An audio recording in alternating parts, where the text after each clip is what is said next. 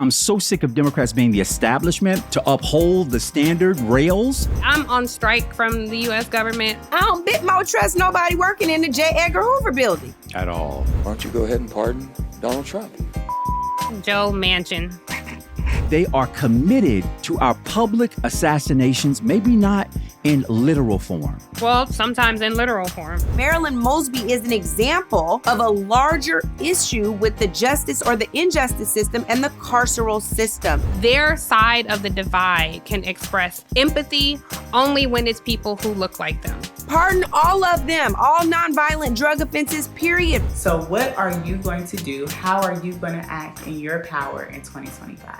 Native Land Pod is a production of iHeartRadio in partnership with Reason Choice Media. Welcome. Welcome home, y'all. This is episode 56 of Native Land Pod. I am so grateful to be joined by my friends and co-hosts, Tiffany Cross and Andrew Gillum. I'm Angela Rye, and today we got a lot to talk about. So what are we getting into today, y'all? Freedom is on the line for me. That's all things I want to talk about. I want to hear what you guys got. Andrew, what do you have? Well, Andrew's on mute, so I'll hop in. I don't know why Andrew is on mute. But I'm gonna, I want to talk about, there were 12 men since September of this year who set themselves ablaze in protest to conditions in their prison. So I want to talk about the state of prisons in this country. Wow. Well, Trump continues to transition, and as he takes aim at DOJ, Department of Justice, and the FBI, I'd like for us to interrogate the history of the FBI and its historic violence toward Black folks and where we put that today. Well, speaking of the justice system, I want to talk about Joe Biden pardoning Hunter Biden. And who else should be on that list? As you all have seen, he has the lowest pardon record since Richard Nixon. So I want to talk about that. And if there's time, I also want to talk about Mitch McConnell's surprise or not so surprising hypocrisy on judicial appointments. That's what we got. Let's get into it. So pardons has been the topic of conversation everywhere. And of course, we're going to talk about it right here at Native Land Pod. We're going to start with this question. Hey, Native Land Pod, Kimberly Archie. I'm just wondering, can Biden step down and appoint Kamala president for the next 60 days where she can pardon Hunter Biden and flip some tables over legislatively while she's president? Imagine her being the person to transition the powerful position to 47. Actually, she would be 47 and he would be 48, which would really mess up all of his merch. Think about that. That is wildly unserious. But I like that petty. Okay, so I like that petty. I want to talk about Joe Biden, who has said repeatedly he would not pardon Hunter Biden. He has now pardoned Hunter Biden. And so my focus group question is not being in public. My focus group question is, do y'all think he's wrong for that? I don't. I'm just curious to know that. And then I want to get into who else should be pardoned. I don't think he's wrong for that. I think any parent would have pardoned their children if in the same position. You know, I would pardon you guys. I would pardon your parents. I would pardon your kids if I had the power of the pen to do that. I wouldn't fall, no matter what side of the divide this is. I would understand any parent pardoning their child. But I think the subtext here is what they were accusing Hunter Biden of was some bullshit at the end of the day. Like this was, political theater put on by the Republican Party. It is not analogous to the Mueller report or, the impeachment hearings. Like this was a very, it was a witch hunt. And so I don't really. I think putting a lot of this emphasis on Hunter Biden's pardon, quite frankly, somebody tweeted, I can't remember who it was. It was like the executive director of Pointer, I think. Somebody tweeted and said, no matter how you feel, or posted, I should say, because it wasn't on Twitter, but no matter how you feel about the Hunter Biden story, it certainly is not the biggest story this week. And I just think that's a big part of it. Like, why are we even talking about, he pardoned his son. Anybody's going to do that. Like, okay, he did it next. Let's think about all of the craziness coming out of the Trump administration. But in the echo chambers, all you heard about was this Hunter Biden pardon. So no, I don't think he was wrong at all. Let me ask you this, because there are folks who are feeling somewhat frustrated because when they have sought pardons for people who are equally deserving, this administration has been silent. One of them is a case that we're very familiar with and close to, is our friend Marilyn Mosby. And my biggest gripe here is not that he pardoned Hunter Biden. Again, Tiff, to your point, I would have agreed and done the same thing. It is the fact that the same prosecutor who was attached to and prosecuted and was on a witch hunt against Maryland is the same prosecutor who was assigned to the Hunter Biden case. This man's name is Leo Wise. Y'all should look him up. We talked about it on the podcast prior. Before I go down my rabbit hole, Andrew, I want to hear where you're at on this. Well, can I, before you answer, Andrew, can I ask Angela a quick question? Because we love, Marilyn, obviously, we know her personally, but because she didn't serve prison time. So if you can just remind us, what is her current punishment, I guess, and why a pardon matters for her? So Marilyn Mosby is currently on house arrest.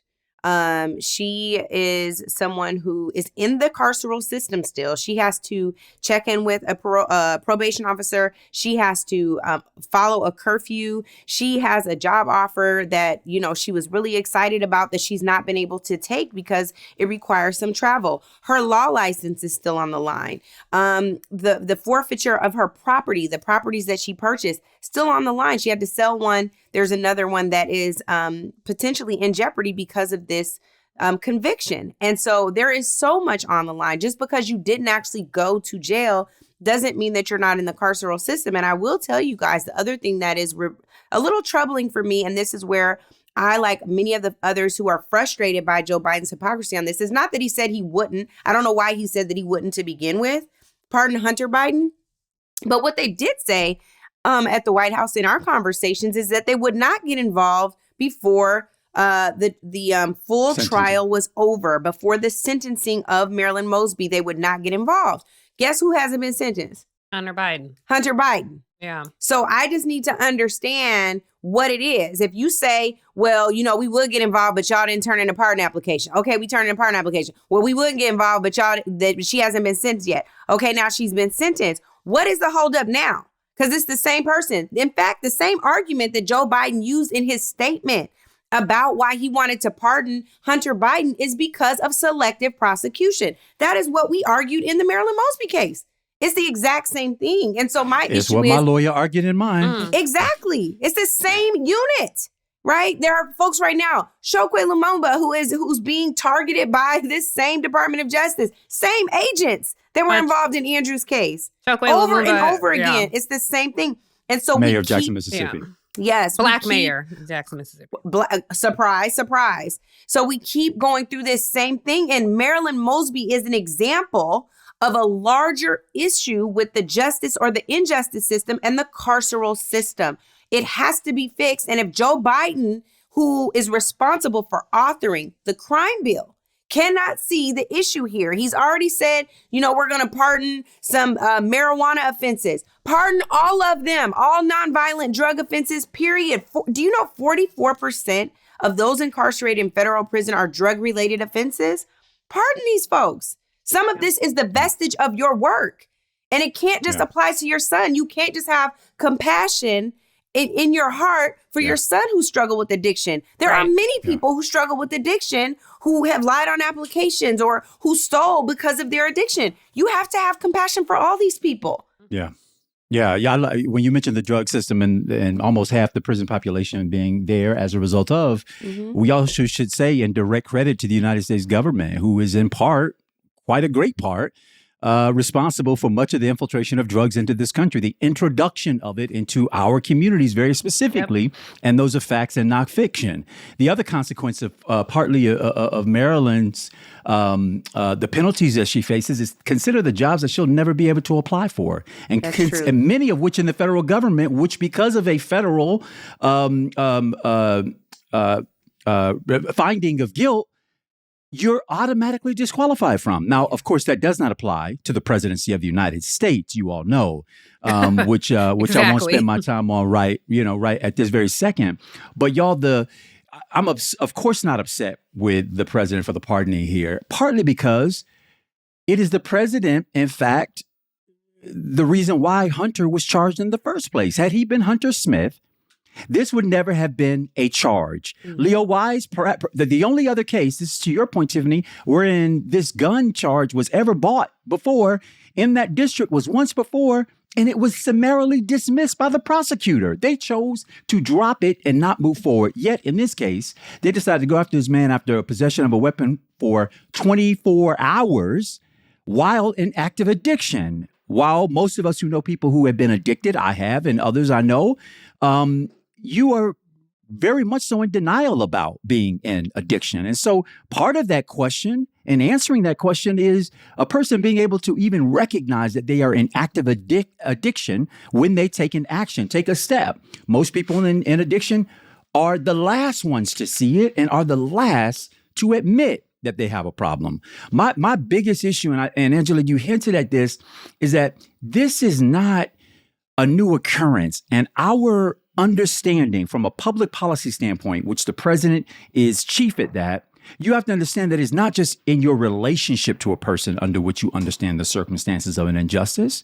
You ought to be able to recognize an injustice on its face when it happens. And selective prosecution, going after individuals because of the positions they hold and who they may be related to, not because of an offense that they've created, is problematic, period. And so he's got, 40 some odd days, y'all?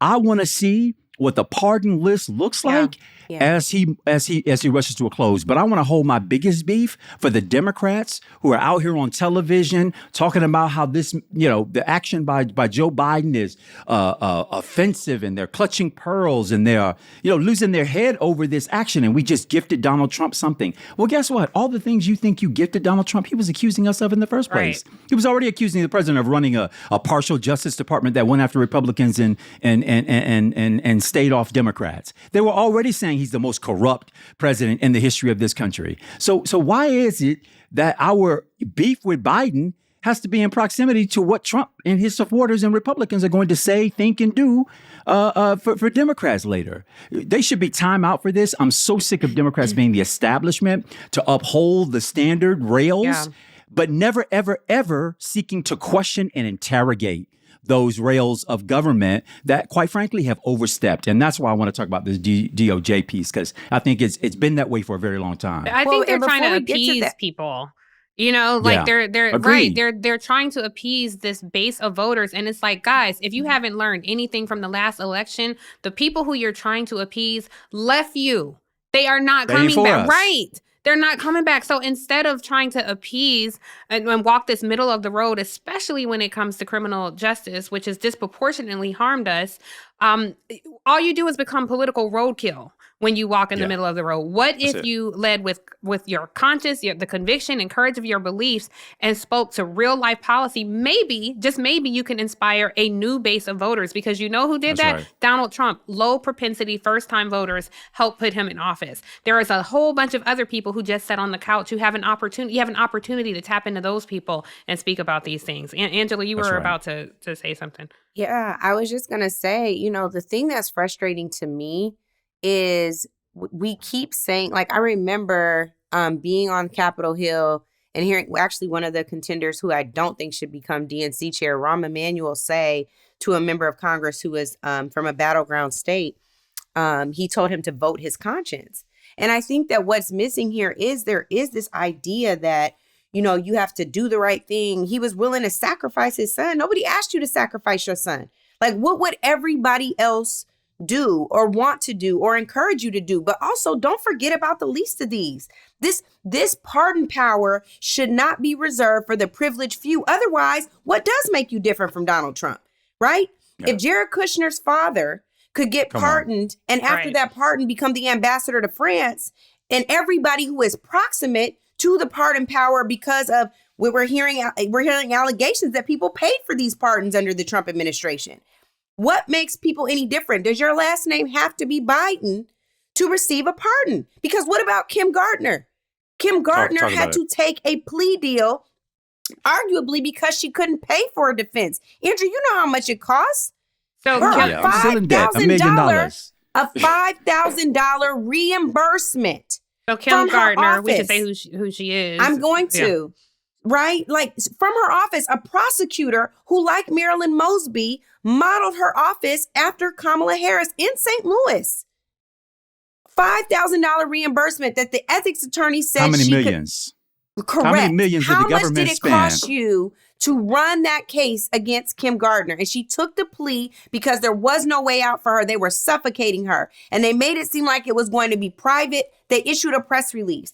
These are just a couple of the names that we can mention. I know there are so many other cases. What about the apologies? What about the folks that they drug, like myself, through the mud after being in my emails, my cell phone, my life, my bank account, my children's business for 8 years and bought a case with no evidence? Right. Yeah. None. The financial impact that it has on you, Andrew, that you talked about. I'm saying. The emotional. Yeah. Right now, y'all, I'll work for the rest of my life to pay $1 million off. But $1 million in legal debt takes on you and legal fees, but the toll that it takes on you to have had to stand subject of everything you've tried to do and be upright in so doing because you feel it, you believe it, you're doing it for the right reason. These folks snatch away from you like they're just turning on the lamp light. Yeah, that's right. With no apology, no redress, no, I'm sorry for what we did. We got it wrong. And They're then not you can sorry. pay that legal bill. And that's the point. As we go to break and get ready to talk about what else is wrong with that goddamn Department of Justice going down to the FBI, we'll get into that on the other side of this break. But yes, they not sorry, Andrew. That's the truth. Yeah, that's real.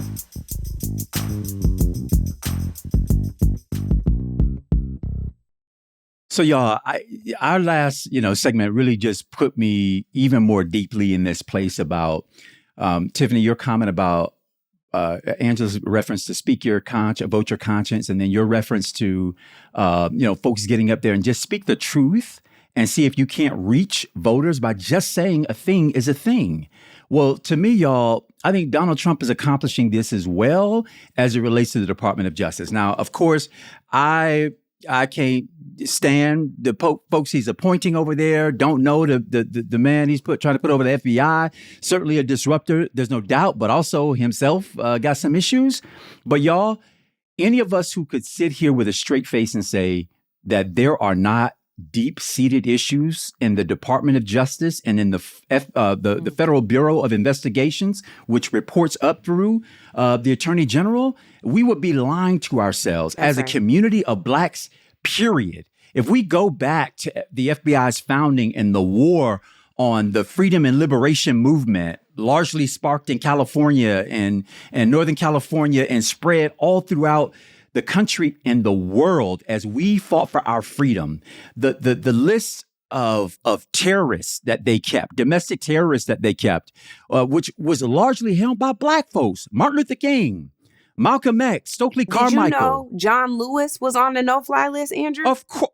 Come on. Like on the no-fly list after 2000, like fighting when I worked on the Homeland Security Committee, they had to get him off the no-fly list. So in other words, the violence continued until this day. That's violence against our community perpetrated by the federal government vis-a-vis the Federal Bureau of Investigations. These are the same people. You talked about the mayor of Jackson, Chakwe. I tell you my example, same agents who are not going into communities to snuff out crime. They're not going into situations where crime is being committed and they're trying to do the business of problem solving to get a problematic individual, person, entity, whatever out of the way. No. They're going in creating crimes, perpetuating these things, and then in their best effort, attempting you to be complicit. And even when you do the right thing and say no, it's too late. You're caught in their web. They have invested too much money. They got to bring charges, and they got to look good at the end of the day. And the problem is that, y'all, this has been happening not only to our movement leaders, but think about, I'll just give you one example here in Florida. Florida, the highest number of blacks we had representing us in Congress at any one particular point in time is 3. At the highlight, 4. And do you know, of those 4, 3 of them had FBI investigations and the consideration or actual charges brought against them as leaders. And so my point is, and we see this through your example, Angela, in the cases that you've brought out, they are intentioned on going after our people, shutting us down, whether we follow the law and do right, or whether, like other individuals, we make mistakes. They are committed to our public assassinations, maybe not in literal form, but very much so in our ability to contribute. And exactly. And in some cases, very much so literal. And we all know what you're talking about there. But their commitment to it is so deep, so ingrained that in my opinion, Donald Trump would not be in the wrong if even though it may be motivated by, very individual and personal reasons, we know enough from our experience as Black folks in this country that this is not an agency out to do in wholesale good by all people. Well, in some cases, it is to perpetuate the worst and then put it on us to take us out the game.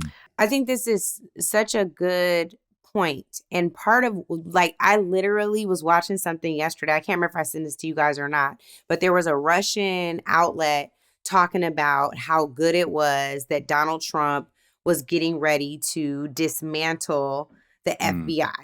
And I found myself in this really interesting predicament. I just want to be honest, very interesting predicament, which is he's going to try to destroy the government. Well, actually, I don't really like the FBI like that, right? This isn't the one that I want to fight. Yeah. And the reason for that is, you guys, we laugh about this all the time, but it's true. I'll be on the phone with my dad sometimes, who is an activist, whose parents received death threat phone calls just for him trying to get the street name changed after Martin Luther King from Empire Way in Seattle.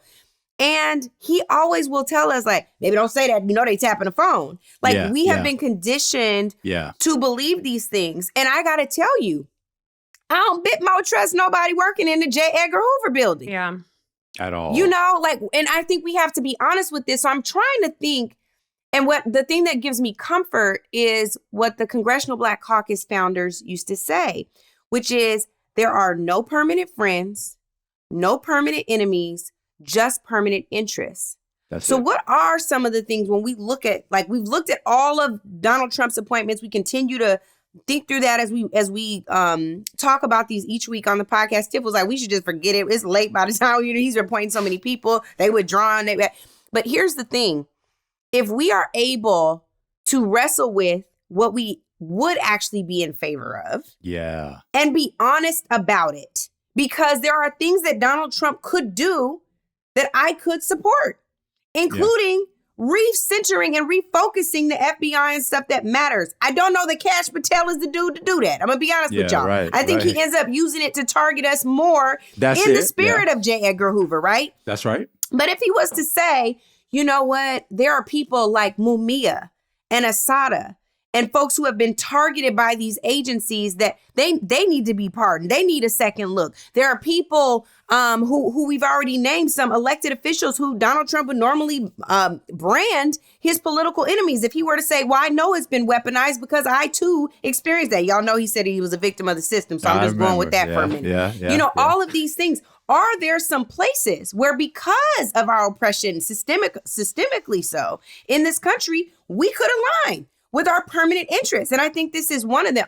If they do the right thing. Now, that if is so damn big, I don't even know why we going down this road. But I got to be honest with y'all. That's what I was thinking watching this. I was like, well, these Russians saying something that I actually agree with on this. I want to pick up on Andrew's point about the FBI surveillance list, because I think, when you say things like that, yes, COINTELPRO is something that a lot of people know. But long before COINTELPRO in the Red Scare, of 1919, the FBI was targeting Black people then. They were so concerned at that America was treating Black people so shitty that they would align with the foreign adversary. So the FBI was more concerned with Black people than they were with foreign meddling itself. Then you cut to 100 years later, a century later, not quite, but 98 years later, in 2017, the reporting came out that the FBI had another watch list of Black identity extremists. And some of our friends were on this list. Black Lives Matter were on this list. So I think it's really dangerous. And some of our luminaries throughout history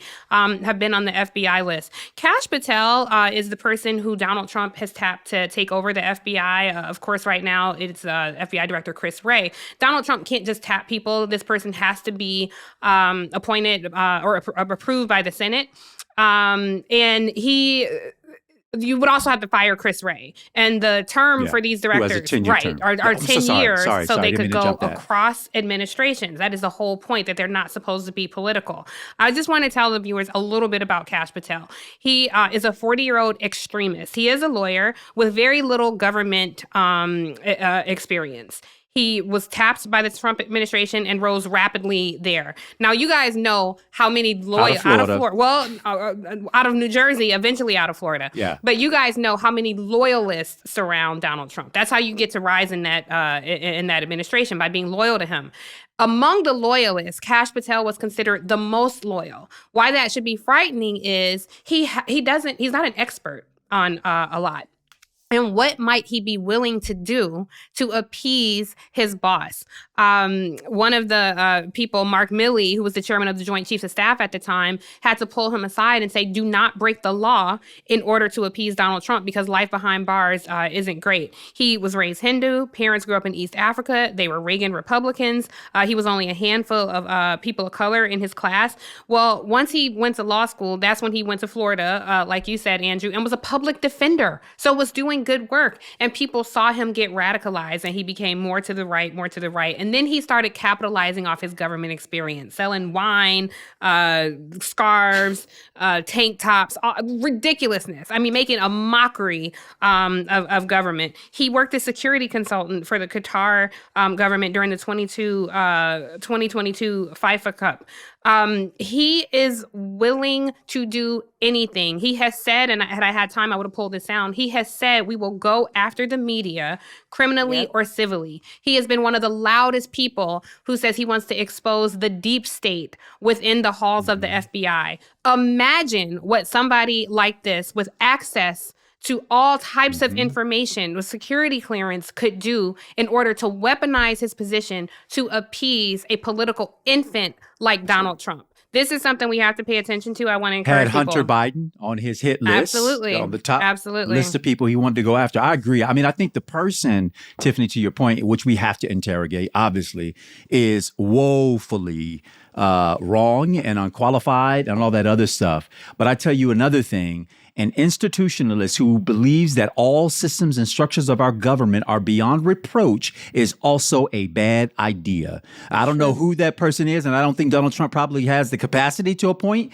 somebody qualified for these kinds of positions. But the institutionalists, which unfortunately it feels to me like the Democratic Party itself is molding increasingly into sort of the standard bearers for the status quo, the institution is itself. And yes, there are parts of the institution that must be stabilized for the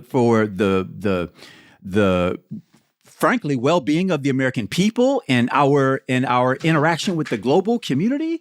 But then there are other parts of this system, FBI being one of them, the Department of Justice, in part, and in some cases, almost in full, with very little exception, have done tremendous violence, have had rules and laws propagated off of the activities that they have observed us to do. And that is the only reason why certain things have become illegal federally, have created sentencing guidelines perpetuated off of not the horrendous nature of a crime, but the nature of the person who has done that crime. Yeah. To me, that's ass backwards. That's discriminatory. It's wrong. It ought to be leveled. And if the Democratic Party can't stand up and look at a thing and call it exactly what it is, they can't hope to gain any credibility with the American voter who sees these things every day. They see it perpetuated. They see y'all drop the charges against Donald Trump across all federal counts after he becomes the nominee, the president to be. And you don't think people are saying, well, that looks political to me. Now, but Andrew, yet you crying about Hunter Biden? Right. Well, let's on this point. I'm so glad you brought it up because I forgot to bring it up when we were talking about pardons. We have a clip from Joe Manchin that I want to run as we go to break. Let's talk about it on the other side. Let's hit that clip, Nick. As a father, I don't know of a father that wouldn't have done the same thing. What I would have done differently, and my recommendation as a counsel would have been, why don't you go ahead and pardon Donald Trump for all his charges and make it, it had gone down a lot more balanced, if you will. Welcome back, everybody. I just wanted to say really quickly about Joe Manchin, who's an independent senator from West Virginia. Fuck Joe Manchin, okay? Like, this guy has been such a problem in the Senate. Nobody even asked your opinion on this. And I think that is part of the problem. It is their side of the divide can express empathy only when it's people who look like them. They can express empathy only when it's something that impacts their lives specifically. How many times have you seen a right-wing Republican senator or elected official who's very anti-LGBTQ until their child comes out as a member of the community? And then all of a sudden you have all this compassion. And I think that's the difference between a lot of us and a lot of them. It don't have to impact me. I'm not that self-centered for me to express empathy and understanding to somebody else. Joe Manchin is a part of a bigger problem, a bigger political problem. Huge. But I'm on strike from the U.S. government. I just feel like they don't even deserve my attention right now. In January, I'll be back. But right now, I'm on strike from engaging the U.S. government. Did y'all want to have something to say on Joe Manchin, or can I talk about prisons? You can be on strike from Joe Manchin, but I know you too well. You know that when we don't pay attention to what happens, I'm paying attention. Our community almost. I know, that's what I'm saying. You're not on strike. Well, because they're the ones who are violating us. Here's the thing that I thought was important about this and why I was glad you brought this up. Andrew was talking about Democrats being the standard bearers for righteousness and doing the right thing, protecting institutions. Andrew, you one of them. We got a whole ass argument. But I believe that there are certain guardrails that must exist. But then there are ones that have real implication, like whether or not I serve time. Yes, but also whether I did a crime that I'm being accused of, prosecuted for. But also inviting a terrorist into the Oval to have a transition conversation. This is Oval now. Well, I mean, almost, especially when he's been told welcome back by the president. But here's the thing. So when you say to the American people, this man is a threat to democracy, and now you have Democrats, because it wasn't just Joe Manchin. I love, somebody who I love, Congressman Clyburn, was on air last night also suggesting that Joe Manchin was, quote, onto something about this pardon for Donald Trump.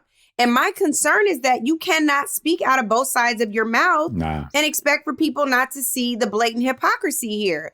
If Donald Trump commits 88 felonies, 91, but some of those were dropped, as we know, and now he's considered to be pardoned. They're hearkening back into history when this happened under another administration. Richard Nixon is the person who comes to mind, right? This is not politics or business as usual.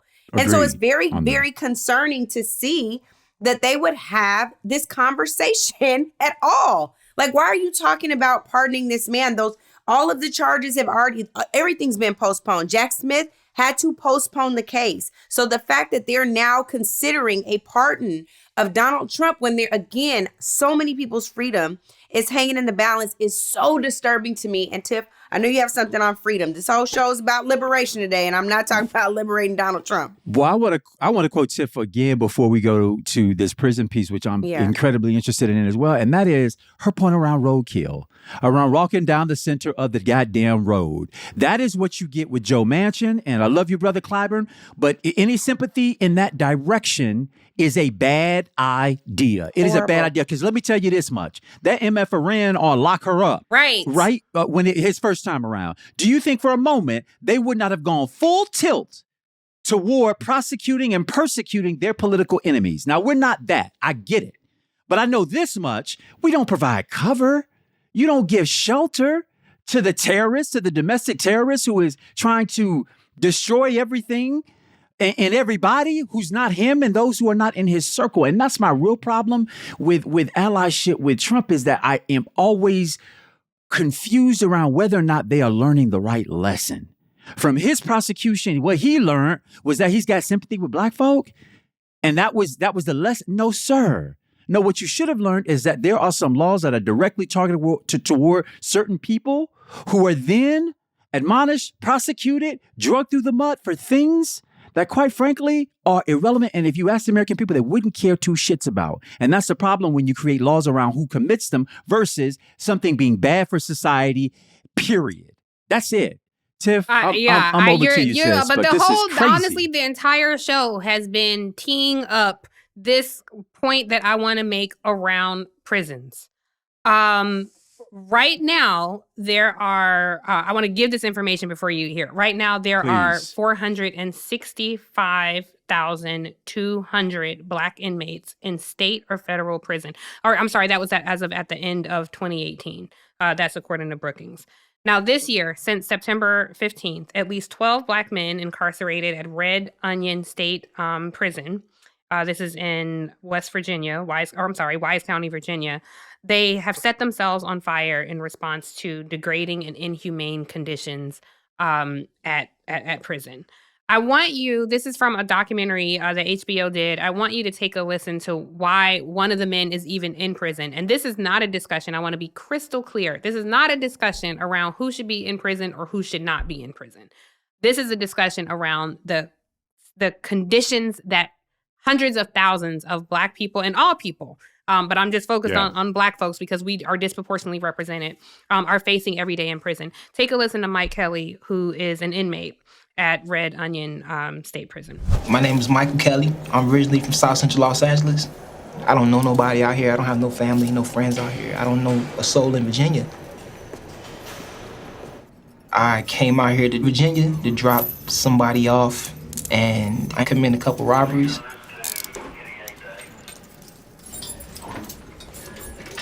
And the courts in Virginia gave me 38 years for 2 armed robberies.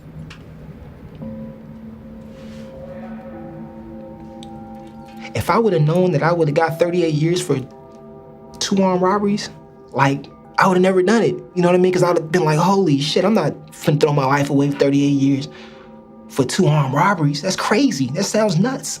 But I didn't know how serious it was out here in Virginia.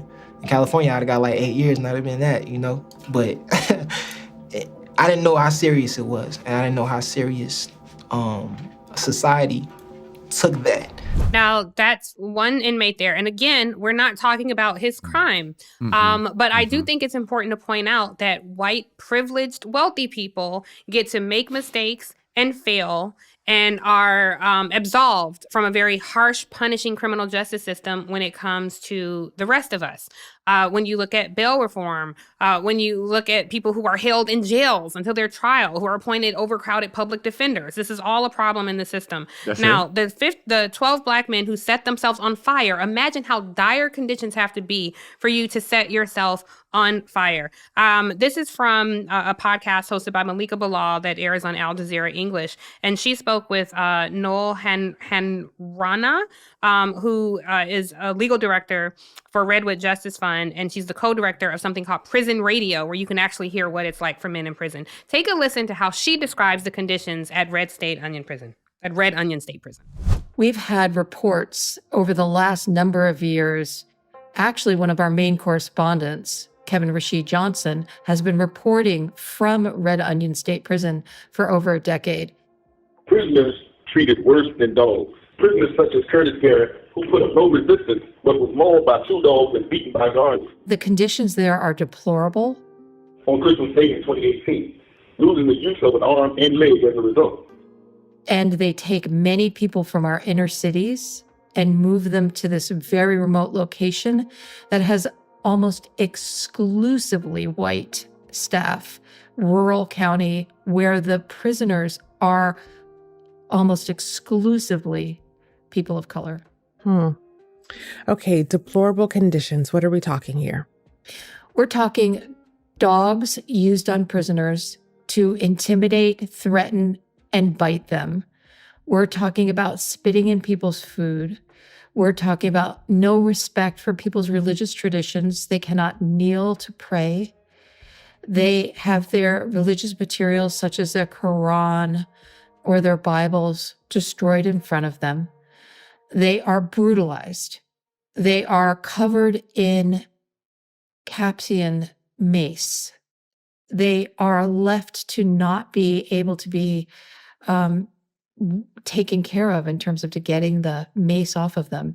They are beaten. They are denied access to their families, to phone calls, to reaching the outside world. So why this matters today, and this is crucially important to people who voted for Donald Trump over a STEMI check. One of Project 2025's most significant proposals will terminate the use of consent decrees. We've talked a bit about that. These are legal mechanisms that the federal government ensures that state and local jurisdictions comply with constitutional law. For Black folks, specifically, consent decrees are crucially important because it can compel prison and jail systems or police departments to remedy systemic violations or breaking the law. Project 2025 will require the Department of Justice to again pursue mandatory minimum sentences. It erroneously claims that the more people you let out of jail, the higher the crime goes up. We have not seen that happen. There's no data to support that. And they're citing catastrophic increases in crime. Again, no data supports that.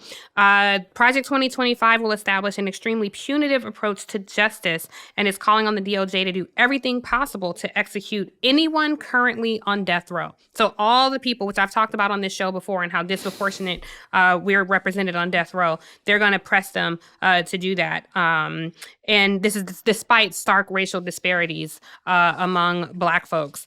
In Florida, your neck of the woods, Andrew, in 2023, DeSantis signed into a law a bill that allows people to be convicted and sentenced to death without a unanimous jury. With only 8 people on the jury finding you guilty, that is enough to send you to the death, right. So you think about if you got that one Black person on a jury, their vote is now, they're rendered powerless. Nullified. This is federal prisons. And Red Onion State Prison is a microcosm for how all prisons operate. When it comes to jails, Black people made up almost half the state jail population, even though we're only 13% of the U.S. population. That was in 2000. And all of these laws that we talked about, the First Step Act, has not been enough because Black adults were still in prison in 2020 at 5 times the rate for white folks. So I just, the administration is moving so quickly, it's hard to keep up with these things. This is something that is going to be relevant for a while. This is evergreen in the sense that I don't want to forget about people in prison. Again, I'm not being an apologist for problematic people who've committed crimes, who've murdered people, who've raped people, who've drugged people. All of those are legitimate problems. But the way that we treat these men in prison and women in prison, it does not rehabilitate anyone. It is not reforming anyone and is not being helpful to society. It is a drain on taxpayer resources. But most importantly, it's a disgrace to humanity. Tiff, I love that obviously the topic is degrading, but it's real. It is exactly what is happening. And I appreciated you invoking the word rehabilitative, because prison is to serve 2 purposes. One, punitive, so that you pay for the crime and it be such that it is dissuading to people outside to do it again. And the other is rehabilitative. I don't know why I'm struggling with rehabilitative. Well, but in the context of the sentence, rehabilitative. I didn't know that was the word, to be honest. Rehabilitative isn't the word? Is it rehabilitative or rehabilitative? I think the audience let us know. Drop a comment and let us know. Either way, it's meant to help rehabilitate an individual so that once the punitive part of your sentence is over, the time you must spend there, that you're able to move back into society and play a functioning role. Well, guess what happens when you decide to extract a person from the community in which they know, that they love, that they will be given any reason in the world to want to do right by, so that it can be returned to. When you extract them and get them all the way across the country, and this happens, by the way, they shift inmates who are within the prison system to worse ones within the prison system, away from their families, away from their family as part of, you know, the punishment back at you. And in Florida, a lot of the guards are members of white supremacist societies and gangs. So imagine how we don't have to pull back the layer too far to see why it is that so many of these law enforcement and incarceration agencies are almost all stocked with white folks. And why they're almost always put in very rural, sequestered areas of states where the population that surrounds them, the workforce that then obviously works there, are all homogeneous, almost all of them being white. But the part about removing people from their family, this is the cruel and unusual part of it. Because if you're trying to get somebody to understand what they did wrong and then get to a place where they can then make a commitment to do right, by whom? By this society? No, they want to do right by their children, by their mother, by their wives and husbands and girlfriends. That's who you want to do right by. But when you starve the humanity out of a person by starving them from the people who love them and whom they love, when you don't allow them to be in communication with them, and when they are in communication, the rates are so high on the phones that working people can't even do it. Yeah. Right. So cruel and unusual. If we have international laws about how it is we deal with prisoners of war, people who are coming for our lives, our land, that your punishment can't be cruel and unusual, and there are a whole set of standards under which they must be treated. How is it that right here in this country, we don't have a standard against cruel and unusual, that you can be as cruel and unusually cruel with your tactics as possible to bring people to heal? Do y'all know anybody in prison? We have it on paper. Right. Yes. We have it on paper, but it's not applied, you know. It's not. Yeah. Again, and it's on paper to bring someone to heal in a system of justice. In this cases, these are punishments. Right. These are you F with the right one today. And it's not rehabilitative. It's which not. It is rehabilitative. Rehabilitative. Or it's not, but the word is rehabilitative. Is that what we learned? That's correct. Rehabilitative. Okay. Thank you for whoever gave us that. We got that part of it now. I want to give a quick shout out. You can't expect people to return to a community when you've taken all of the humanity, when you stripped it and starved them of any remnant of what it feels like to be treated like a normal, regular human being. I just want to who happens to be incarcerated. Quickly shout out the Virginia Legislative Black Caucus because they are looking into the accusations about the Red Onion State Prison. So if any member of the Virginia State Legislature Legislative Black Caucus, if you're listening, we would love a video update from you guys, what you find out, what actions need to be taken, how we can be supportive, and anybody out there really, because like I said, this is a microcosm. And by some miracle, if someone is incarcerated listening to this, I just want to say you are not forgotten about. We honor and remember that you exist just as a human being, independent of your crime. And I'm not excusing anyone's behavior or excusing anything anyone alleged did. Right. Well, some people have been convicted, and even that doesn't mean they're guilty. Wrongful. Yes. Still wrongful. Yes. But even for the guy who said, yes, I committed these armed robberies. Right. Like, I don't think he should be held to that for 38 years of his life. And to your point, Andrew, even how law enforcement swole their ranks, it was because it wasn't to keep America safe. It was to keep white communities safe from Black people. They said you can, you could beat a Negro, you could shoot a Negro, you could murder one. You just got to be wearing a badge when you do it. And that has helped expand law enforcement. Don't even need to be wearing a badge. Well, George these Zimmerman, days, exactly. Well, but no, but then too, this literally, this system was correct. The system came out of vigilante justice. We're a little over time for a break, but I do want to just on this point around sentencing. The armed robbery, the gentleman that committed the armed robberies that he talked about. Yeah. He LoLo sent these statistics from the United States Sentencing Commission The average sentence for robbery offenses in fiscal year 2023 was 111 months, which is approximately 9.25 years.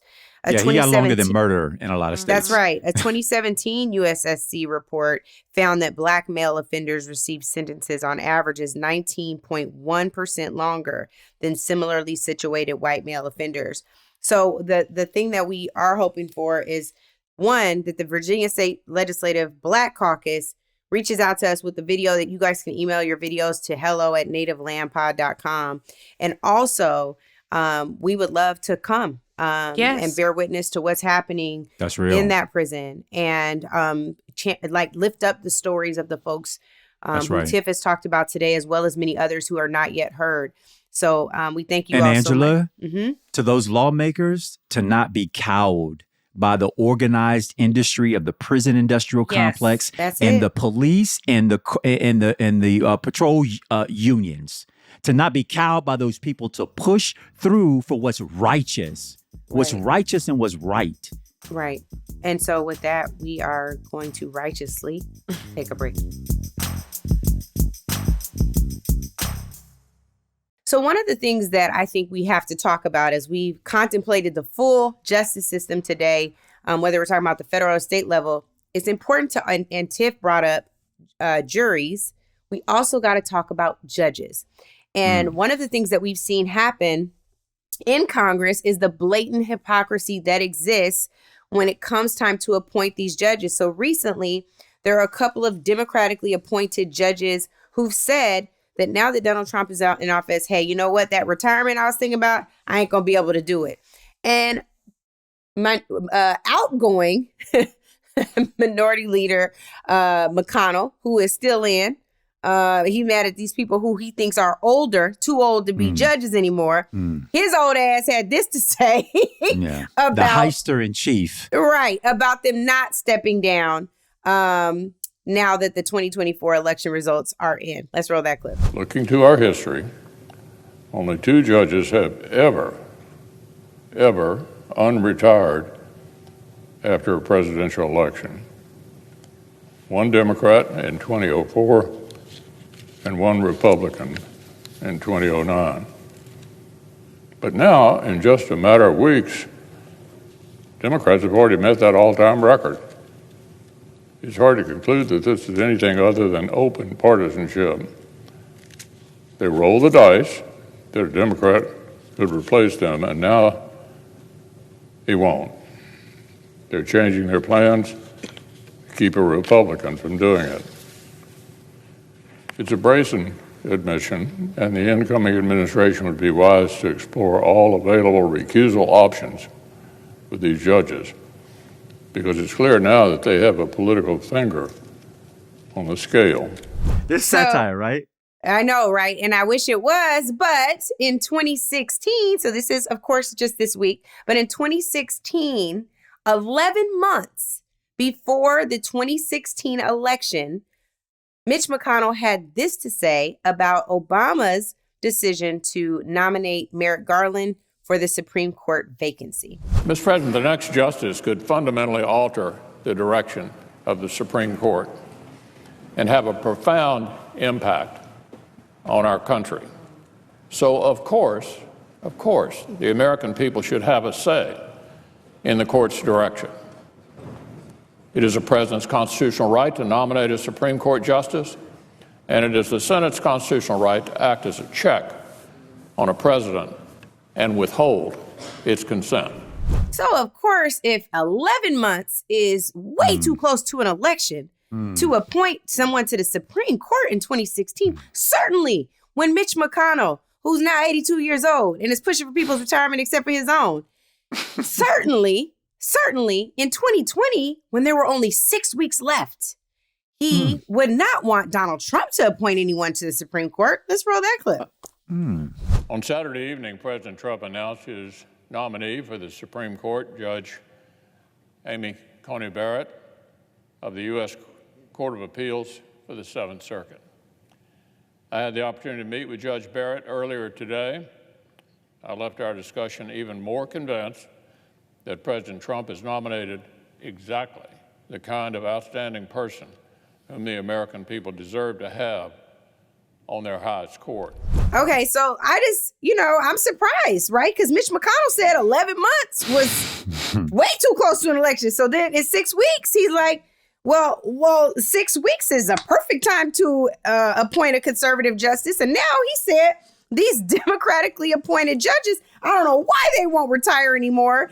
And at that point, when they said that they weren't going to retire anymore, it's about the same point as the Amy Coney Barrett nomination. Yeah. So I'm trying to understand what's happening. Well, all this proves, as you know, Angela and Tiffany, Mitch McConnell is not only a hypocrite, but the greatest thief in American history. The one that stole a Supreme Court justice seat 11 months before Obama was. The American people should have a choice. That was his line. Well, they did have a choice. They elected a president for 4 years, and he gets to act as president all the way up until those 4 years are up. That's how it goes.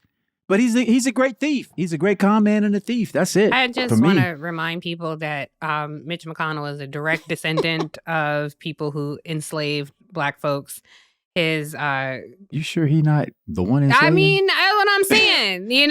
Like he says he's in his 80s, but evidence would argue otherwise. And he is retiring finally, or stepping down as majority leader.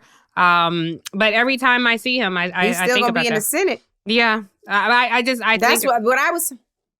No, I would listen to you. I was just gonna say when I was talking about retirement earlier, I'm clear that he's. Yeah, he's still in the Senate, but he's no longer the majority leader because we have seen him have several health issues on camera where he literally freezes like the internet does here sometimes. So, he on dial-up, baby, right, all day long. Somebody picked up the phone, Mitch, I know we have. Yeah, we got more topics, Mitch. But I do know that I think we might be surprised by this dude and how he votes these next 2 years. And I hope surprised in a good way, but we'll see. Surprise, who's surprising you? I think we may. Andrew, I'm not going. These white folks. No. All I'm saying, the man ain't gonna be leader, and he's looking down the door, and he probably ain't running for re-election. He still endorsed Donald He's a Trump. loyalist. Oh, I agree. But when you say surprise, I'm just curious what specifically you mean. Do you think he might vote to the left? I get more conservative? Like, what do you mean? First of all, I don't know that it's on the spectrum of conservative versus liberal. That's not the surprise. I think the matrix is going to be on craziest versus just crazy as it relates to some appointments. So the craziest might not get through on certain things, but crazy's still going to get in. So he might support Hegseth, but he might not support Kash Patel. But exactly. Okay.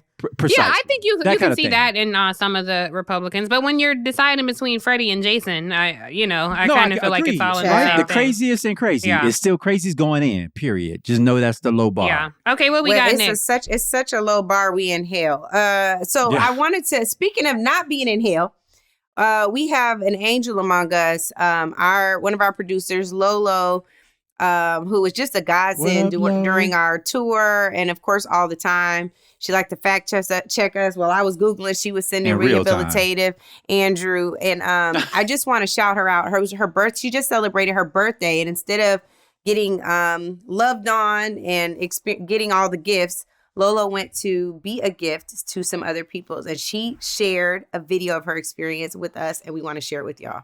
Hey, Lolo. Hey, NLP fam. My name is Lolo. I'm one of the producers with the show.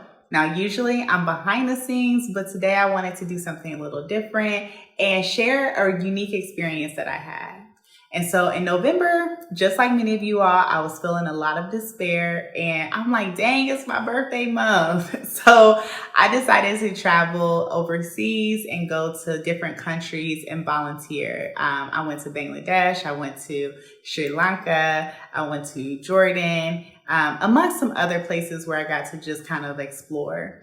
And with that, I met so many different people. I was like able to experience so many different cultures. My point to all of this is when experiencing those cultures, it really made me feel empowered. I say that because I met so many different people, like women, who had no opportunity of being able to own anything because that was how it was in their country. I met people who had no rights, who had no ability to be able to advocate or say anything without being oppressed in their country. And I think about the different ways that we can play a part in policy making, in government, in our community. There's so many different avenues, and how often sometimes we take that for granted. Something as simple as just going to vote. And so I wanted to share this experience, but I also wanted to pose a question with you all about how are you activating in your power in 2025? I don't believe that you have to be the next Martin Luther King, but what I will say is we can't just rely on the Angela Ryes, the Tiffany Crosses, the Andrew Gillums to be the leaders and the advocate and the voice for us. It's exhausting, but we all have a small role that we can play in really uplifting our community. So what are you going to do? How are you going to act in your power in 2025? I love that. And happy birthday, Lolo. Happy birthday, sis. Happy birthday for the rest of the year. But Lolo, you know, I'm mad as hell about you having that camera up vertical when you know that we got to record these horizontal videos. Lord, she know that, wonderful. but she looked so good, and I love the service that she was committed to. I love it too, but I'm mad about that. I think it's I love the learning. Well, I think, Angela, you know this, how Black women, on our Black women group chat, like we talk about our exhaustion. And I was working the other day, and I'll tell y'all, a young woman came up to me and asked her, "Are you Tiffany Cross?" And I said yes, and she said, "I love Native Land, and thank you all for the work that you're doing." And she was there doing some work. She worked for a group, Mama Lobby, or like basically they help elect mothers to office. And so I was poking around on their website, but they were doing this whole retreat, and I was telling her, I'm like, you didn't know that Black women were on strike? You don't have to do anything this month. Like, you can rest and relax. And she said, I'm going to take the last 2 weeks, but after this election, like, we had to get right back to it. So just shout out to all everybody who's doing something. I just, the work that Black women do, and the way that we are quick to organize and mobilize. So I think it's really awesome that Lolo in that space said, I want to give back. I want to focus on other people. And I wish that more of us would do that. Well, on that and note, that's in service. Mm-hmm. That's in service. It sounds like that's Tiff's call to action. That was my call to action. I didn't mean it to be, but that is. It's Black women, we on strike, and then we'll serve you in a little bit. Exactly. Andrew, what's yours? Well, hopefully when you come back around to service, which by the way, I still debate whether or not Black women are out of service. It's just not a luxury. Yeah. But I will say this much, that when we are in service, first be in service to yourself. And then through that service, allow yourself to still be served. It's uplifting. It gives me joy. I want to, plan and do for the next. And I would just say there was a listener question, Angela, that you passed around a couple of weeks ago with a young woman who had an idea about how we can share the load during this administration versus sort of putting it all on just a few of us to sort of track what's happening in this administration. Mm-hmm. I would love for us to play that maybe next episode and let it be an admonishment. For Thanksgiving. Oh yeah. I didn't see. I was eating. Thanksgiving. I was eating. I was out there. Okay, eating. But so I missed it. Can we do one in this one when people maybe are back to Thanksgiving? No, but that's your call to action, Andrew. That's part of it. Andrew's call to action is run a video again. No, but also we got a request for our viewers. We need you all to tell us your favorite episodes. Oh, yes, that's our collective call to action. I can remember. Well, that was gonna be mine. I love this tag team. This is so good. That was gonna be mine, but we got caught up with Lolo. But yes, we want to hear from you guys. Give us your favorite episodes of Native Land. It doesn't have to be a whole episode. You can tell us a segment that we did, a story we told, a policy we uncovered, something we unpacked, a beef, like whatever it is. Like, we want to hear from you. What was your favorite moment? So how can they tell us, Angela? Are they drop and part 2 of that is run that back. Yeah. They gonna drop a comment or no, they can Angela, how do we do it? They should DM us. We love the videos. We like to feel connected with y'all because we don't always get to be in person. And while we love the shout outs that y'all run up to us in the store or whatever and say you love NLP, we love that too. But please send in your videos to Instagram, say your name and where you're from. Or you can also email us at hello@nativelandpod.com. I'm going to donate my call to action to my brother and friend, Assembly member Isaac Bryan out of the California State Assembly, because he dropped a very important piece of legislation this week. And there's some things that the NLP fam can do, because LoLo told us we got to still get to work, Tiff, even though you on strike. You ain't going to be on strike for this one. Let's roll the clip. I'm Assembly member Isaac Bryan from California's 55th Assembly District. That's Culver City, Mid-City, the West Side, Leimert Park, the Crenshaw Corridor, and Ladera Heights. And this week I introduced AB 7. What Assembly Bill 7 would do is allow for colleges and universities in California to prioritize applicants who are a descendant of a chattelly enslaved person in this country. The reason I introduced this piece of legislation is because we've seen the attacks on affirmative action going back decades, including Proposition 209 here in California. And we've seen the incoming administration and their plans to gut DEI. In fact, we live at a time right now where diversity, equity, and inclusion are not only demonized as bad words, but on the verge of being criminalized. And we've got to do something about it. Meanwhile, while all this is in place, legacy admissions are still going on all across the country. If you're related to a major donor, you often have a backdoor inside track in the admissions decision. If you are the relative of somebody who went to a prestigious university, you often have an inside backdoor advantage in the admissions decision process. So if we're rewarding legacies of privilege, I think we should also have a conversation about legacies of harm in this country. It's not about undue advantage. It's about an equal and earned opportunity. That's why I introduced AB 7. God bless you and get it. I love this. Yeah. My call to action as a result of that is please make sure you go read up on that. That bill is giving me so much joy because it's white women who benefited from affirmative action. That's another podcast for another day. But I'm going to tell y'all right now, that made me feel happy. When you see folks like Isaac doing the work in spite of the opposition that they're facing, in spite of everybody coming up against us, Walmart on down, saying we don't need your DEI and we don't need y'all.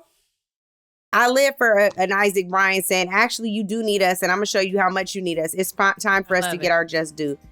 So shout out to you. Shout out to all of our listeners. As always, we want to remind everyone to please leave us a review and subscribe to Native Land Pod. We're available on all platforms and YouTube. New episodes drop every single Thursday with a special mini pod every Monday. Please don't forget to follow us on social media, but most of all, send your comments. We are Angela Rye, Tiffany Cross, and Andrew Gillum. And there are 698 days until the midterm elections. Welcome home, y'all. Welcome home. Can I ask a question before we go? What are we talking about on the mini pod? Thank you for joining the natives. Intentional with the info on all of the latest. Rye, Gillum, and Cross connected to the statements that you leave on our socials. Thank you sincerely for the patience. Reason for your choice is clear. We're so grateful. Took the oath to execute roles. Yeah, faithful. Preserve, defend, and protect the truth. Even if painful. Welcome home to all of the natives. We thank you. Welcome home, y'all. What's Welcome up, home. sis? Native Land Pod is a production of iHeartRadio in partnership with Reason Choice Media. For more podcasts from iHeartRadio, visit the iHeartRadio app, Apple Podcasts, or wherever you listen to your favorite shows.